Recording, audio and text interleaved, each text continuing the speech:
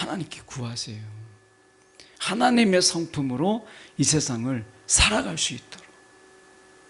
우리의 부족을 하나님께서는 언제나 채우시기를 원하시고, 우리의 부족을 발견하고 하나님께 구할 때마다 하나님께서는 우리에게 꾸짖지 아니하시고, 지혜면 지혜, 성품이면 성품, 하나님께서 은혜면 은혜를 다 베푸시는 하나님이세요. 그래서 이 느헤미야는 이야기하는 거예요. 지금 이것은 자신의 이 비전, 자신의 욕망을 이루기 위해서 이스라엘 백성들을 다그치고 몰아세우고 하는 이것이 아니라, 느헤미야는 온전히 하나님의 성품으로 예루살렘 성벽을 재건하기를 원하고 있어요. 느헤미야 4장 21절에서 23절까지 말씀입니다. 제가 봉독해 올립니다. 우리가 이같이 공사하는데 무리의 절반은 동틀 때부터 별이 나기까지 창을 잡았으며, 그때에 내가 또 백성에게 말하기를 사람마다 그 종자와 함께 예루살렘 안에서 잘지니 밤에는 우리를 위하여 파수하겠고 낮에는 일하리라 하고, 나나 내 형제들이나 종자들이나 나를 따라 파수하는 사람들이나 우리가 다 우리의 옷을 벗지 아니하였으며 물을 기르러 갈 때에도 각각 병기를 잡았느니라. 아멘. 오늘 이 말씀 가지고 일상에 새겨진 본분이라는 제목으로 함께 말씀을 나누기를 원합니다.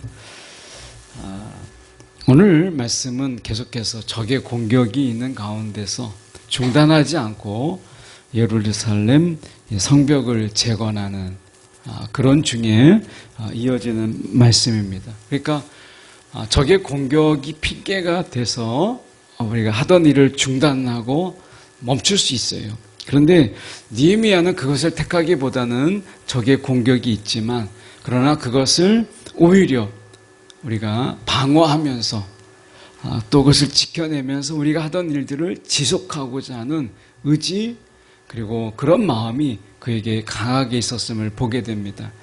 혹시 여러분들이 하는 일에 작은 어떤 위협이나 또는 작은 어떤 방해 요소가 생겼을 때 그것이 핑계로 삼아서 그것을 하지 못하고 또 중단하는 그런 속에서 내가 혹시 중단할 많은 요소들을 찾고 있지 않는지 돌아보면서, 우리가 신앙이라고 하는 것, 우리가 정말 믿음이라고 하는 것은 방해 요소, 회방의 요소가 있어도 내가 그것을 기필코 해내는 것, 이것이 하나님을 닮은 믿음의 사람들의 모습이다라고 하는 것입니다.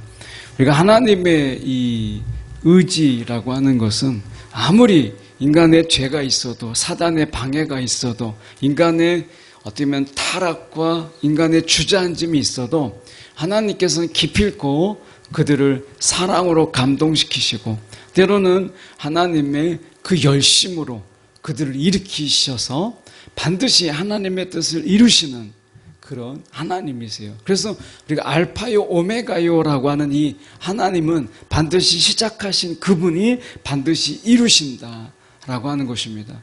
우리가 나는 그렇지 못하더라도 내가 하나님을 내가 믿는 하나님이 어떤 분이신가라고 하는 것을 우리가 좀 이해한다면, 하나님이 나를 통해서 시작하신 바로 그 일은 반드시 하나님을 통해서, 하나님이 우리를 통해서 반드시 이루시는 하나님이시다라고 하는 것을 다시 한번 믿었으면 좋겠어요.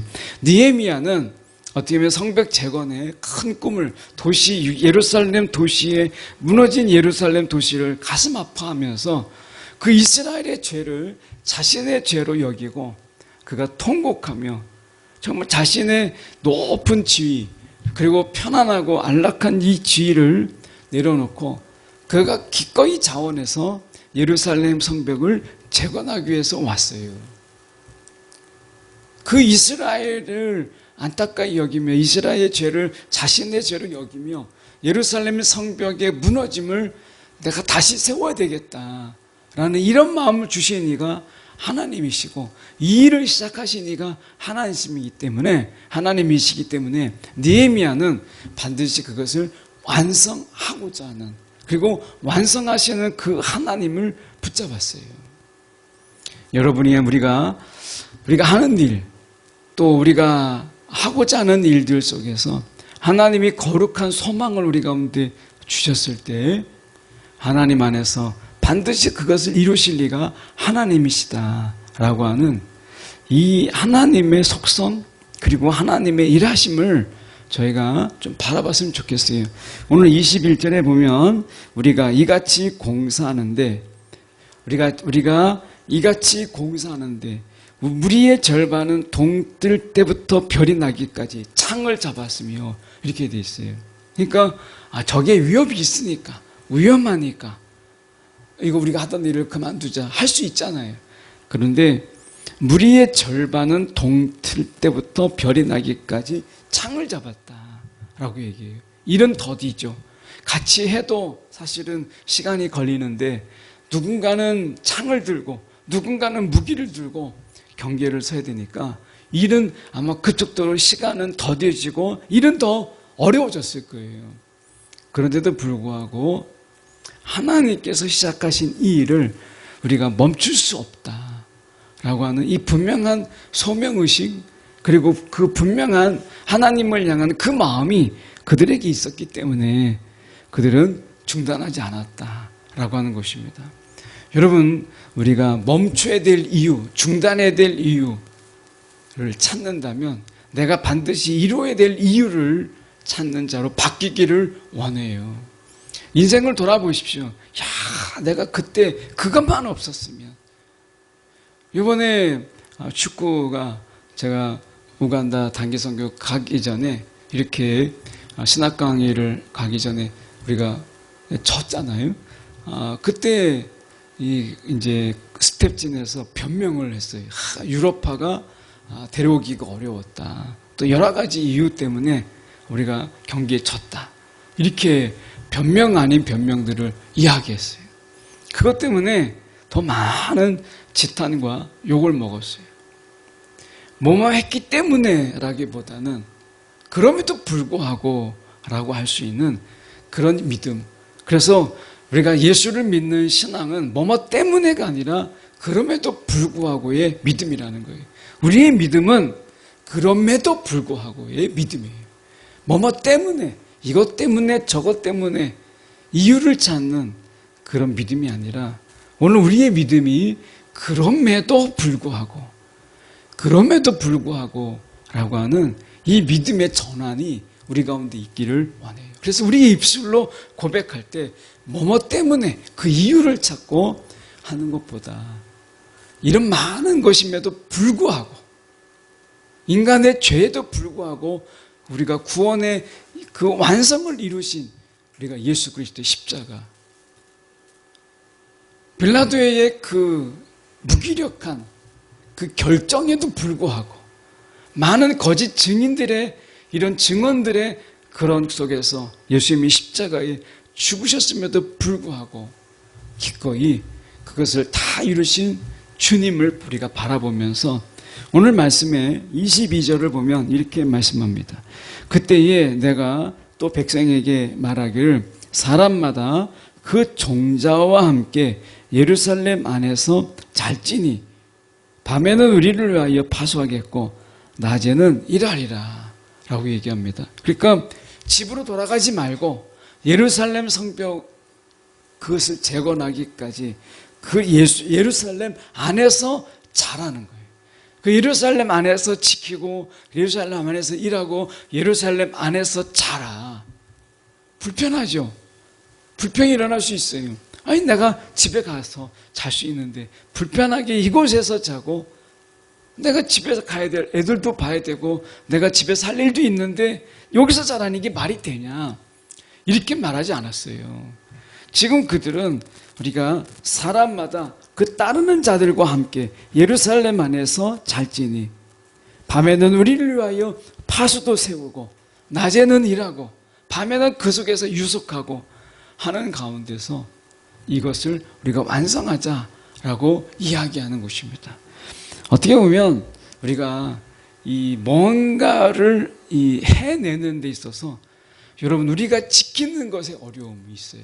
뭔가를 빼앗고 성취하고 쟁취하고 하는 것보다 오늘 우리가 가진 것을 지키는 것, 이미 내게 가지고 있는 것을 계속해서 유지하고 지켜내가는 것이 훨씬 더 어렵다라고 하는 것을 보게 돼요. 그래서 지키는 것은요, 빼앗는 것보다 어렵습니다. 지키는 것이 더 어려운 거예요. 내 신앙을 지키고 내 믿음을 지키고 내 자리를 지키고 내 기도의 그 자리를 지키는 것, 이것이 내가 무엇인가를 빼앗고 하는 것보다 훨씬 더 어려워요. 빼앗는 것은 일시적이지만 내가 지킨다라고 하는 것은 지속적이에요. 우리 시대에 아마 정말 필요한 덕목이 있다면, 정말 하나님의 성품을 담는 데 있어서 정말 필요한 덕목이 있다면 그것은 지속적이라는 거예요. 하나님은 오늘도 멈추지 아니하시고 하나님은 오늘도 일하세요. 졸지도 주무시지 않는 하나님께서 오늘 우리 가운데 하나님은 그 일을 위해서 신실하게 일하시는 분이세요. 여러분, 지킨다라고 하는 것, 내가 정말 복음의 이 개혁이라고 하는, 이런 우리가 개혁주의 신앙이잖아요. 종교 개혁 이후에 우리는 개혁의 신앙이에요. 개혁은 지속적으로 계속해서 우리가 말씀에 따라서 바꿔나가는 것이죠. 그런데 더 중요한 것은 이 개혁이라고 하는 것은 무엇인가를 바꾸는 것도 있지만 내가 변치 않아야 될 것들을 지켜내는 것도 개혁이에요. 어느 개혁이 어렵냐? 내가 있는 것을 바꾸고 뜯어고치고 하는 것보다 내가 정말 지켜야 될 것들을 끊임없이 지켜나가는 것이 훨씬 더 어려울 수 있어요. 청년들로서, 우리가 청년의 신앙을 가진 자로서 순수를 지키고 주님을 향한 열정을 지키고, 그리고 우리 안에 있는 그 첫 마음, 첫사랑을 지킨다라고 하는 것, 이것은 굉장히 어려워요. 타협되고 왜곡되고 변질되고 하는 것이죠. 그래서 우리가 젊음의 이슬이라고 하는 이런 타이틀을 가지고 이 예배를 드릴 때 이슬이 가지는 그 순수함, 그 맑음, 그리고 그 이슬이 가지고 있는 그 생명력. 이스라엘은 우리가 많은 비가 있는 곳이 아닙니다. 물이 부족해요. 그래서 그들의 물을 부족을 채우기 위해서 우리가 이 포도주를 마시는, 이것은 불가피한 것이었어요. 근데 거기에서 이슬이라고 하는 것은 생명이 자라게 하는 그런 근원적인, 생명의 근원적인 역할을 하는 것이에요. 젊음의 이슬이라고 하는 것은 이 시대가 왜곡되고 변질되고, 그리고 어떻게 보면 그 속에서 타락되는 세상 속에서 이슬이라고 하는, 어떻게 보면 그 원초적인 그 맑음, 그리고 그 순수를 지켜내는 청년의 신앙을 담고 있어요. 우리가 이 정말 하나님 안에서 믿음이라고 하는 것은 다른 사람을 변화시키지만 내가 여전히 나로서 여전히 그 순수함을 잃지 않는 거예요. 내가 다른 사람을 변화시키는 데 있어서 예수를 전하고 하는데 내가 그들을 전하는데 내가 변질되는 거예요. 왜곡된 복음 속에서 내가 살아가는 것이 아니라, 정말 하나님이 원하시는 것은 다른 사람에게 복음을 전하고 그러니까 그들을 변화시키지만, 그러나 나는 여전히 그 순수함을 유지하고 내가 그것을 지켜내는 것을 담고 있는 것이죠.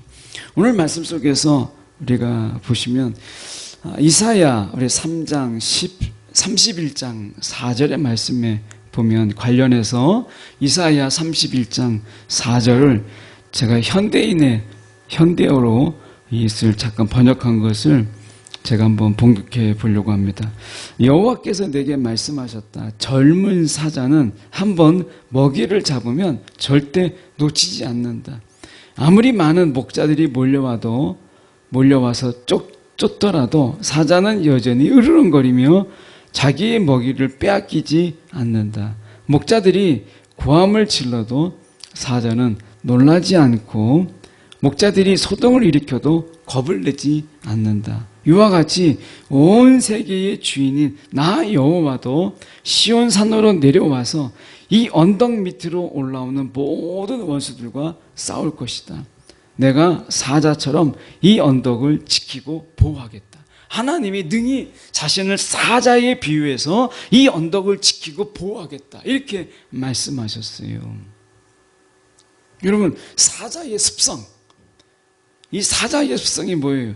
자기가 한번 먹이를 잡으면 절대 놓치지 않는다라고 하는 거예요.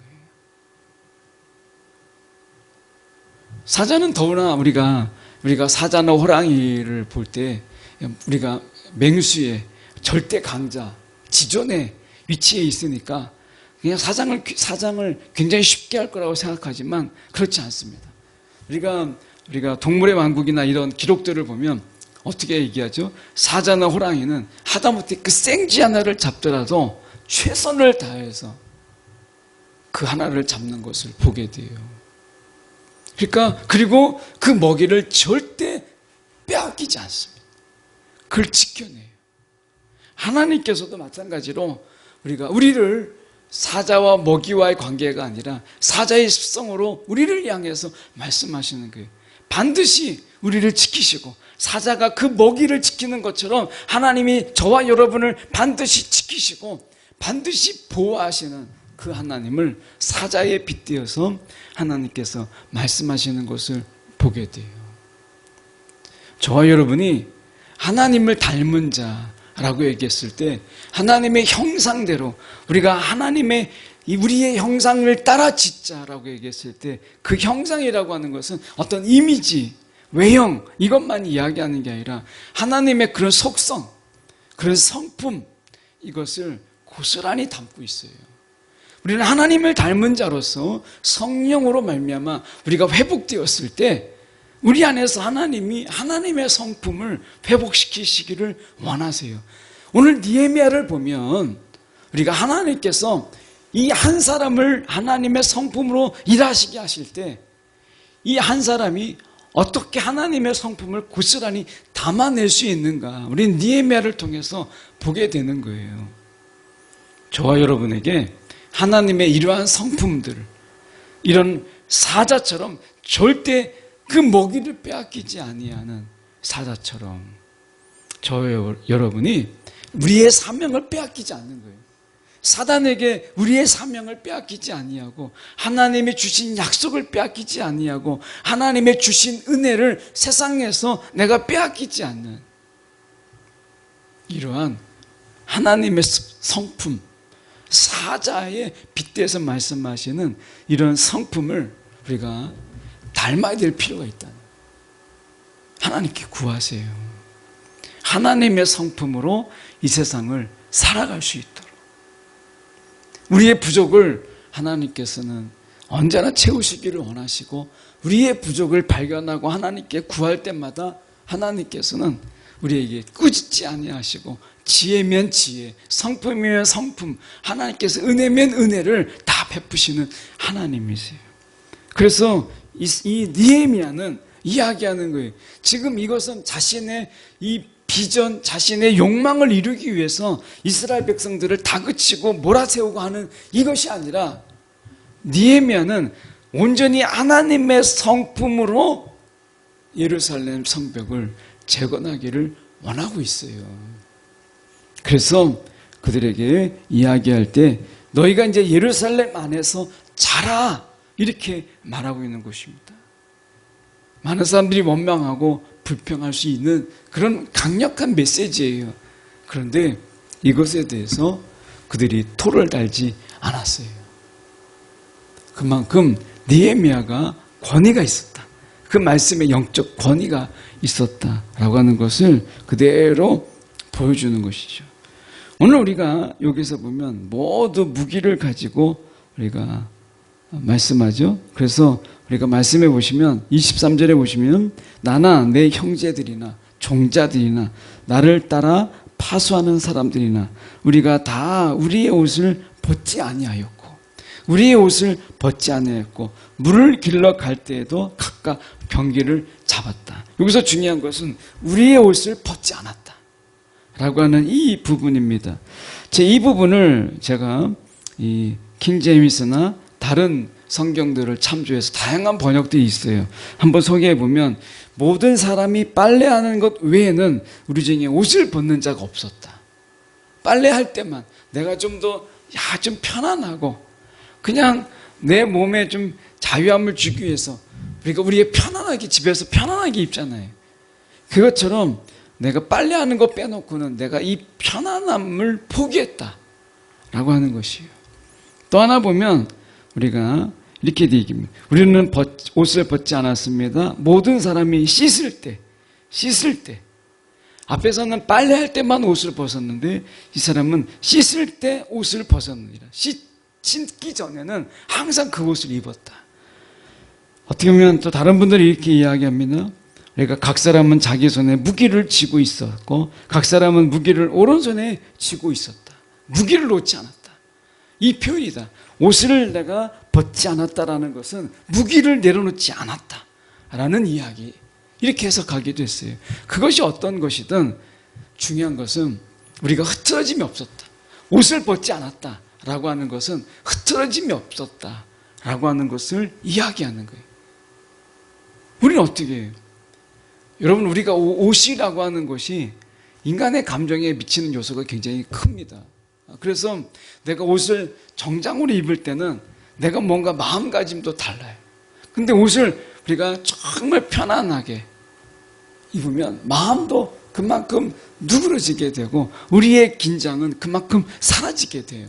그래서 이 본문의 해석을 우리는 무기를 내려놓지 않았다, 옷을 벗지 않았다라고 하는 것은 그 완전한 무장, 그 완전한 무장 속에서 이 무기를 내려놓지 않았다라는 의미로 해석하기도 합니다.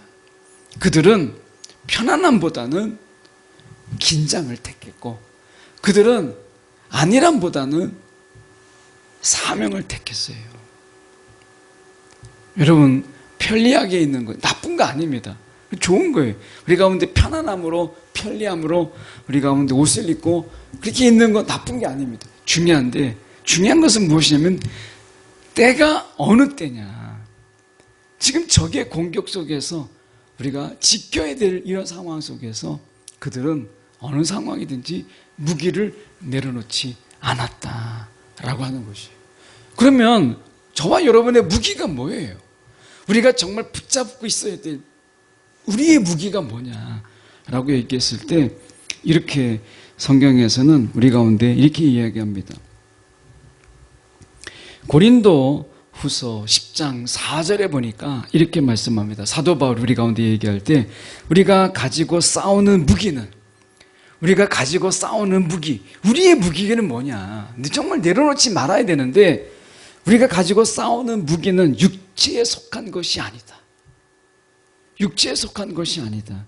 견고한 유세를 무너뜨리는 하나님의 능력이 우리의 무기다. 이렇게 얘기했어요. 사도 바울은 여러분, 우리가 내려놓지 말아야 될 저와 여러분의 무기는 무엇이냐면 하나님의 능력이라는 거예요. 능력. 여러분, 하나님의 능력을 내려놓지 마세요. 우리의 무기는 하나님의 능력이에요. 그 능력을 뭐라고 얘기했냐면 견고한 요새를 무너뜨리는 하나님의 능력이라. 이게 우리의 무기예요. 우리가 육체에 속한 것이 아니다. 우리의 무기는 육체에 속한 것이 아니다. 세상 속에서 학위, 세상 속에서 학벌, 세상 속에서의 재산, 이게 우리의 무기가 아니라는 거예요. 오늘 우리가 무장해야 될 무기, 그것은 육체에 속한 것이 아니라 견고한 요새를 무너뜨리는 하나님의 능력이다. 사도 바울은 그렇게 이야기해요. 여러분, 기도가 우리의 무기예요. 여러분, 기도 중에 하나님께서 우리 가운데 능력을 주세요.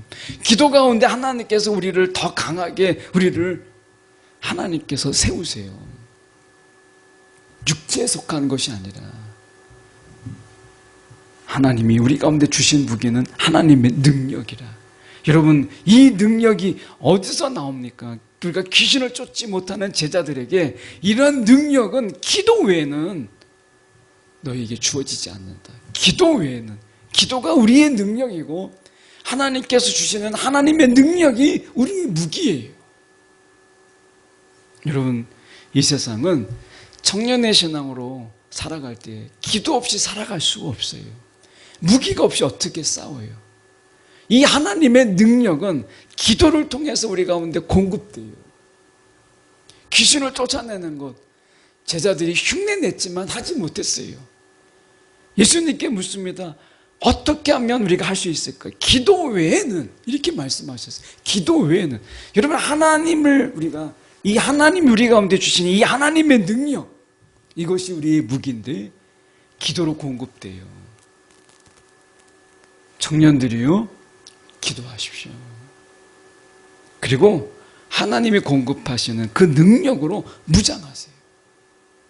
이 세상을 살아갈 때 우리는 학벌, 스펙, 그리고 돈, 명예, 많은 걸 이야기해요. 도움은 될 수 있어요. 그걸 부정할 수는 없죠. 그런데 그 무기로 우리가 영적 싸움을 할 수 없다라는 것도 분명해요.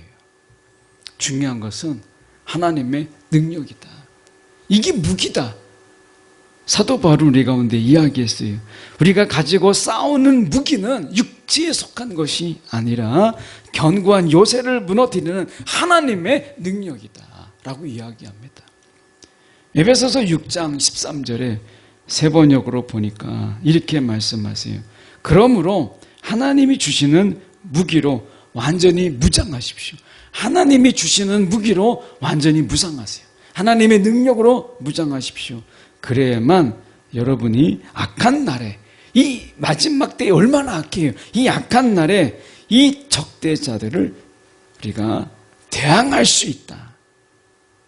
이 모든 일을 끝난 뒤에, 우리가 끝낸 뒤에 설 수 있다. 무너지지 않을 수 있다 라고 이야기하는 거예요.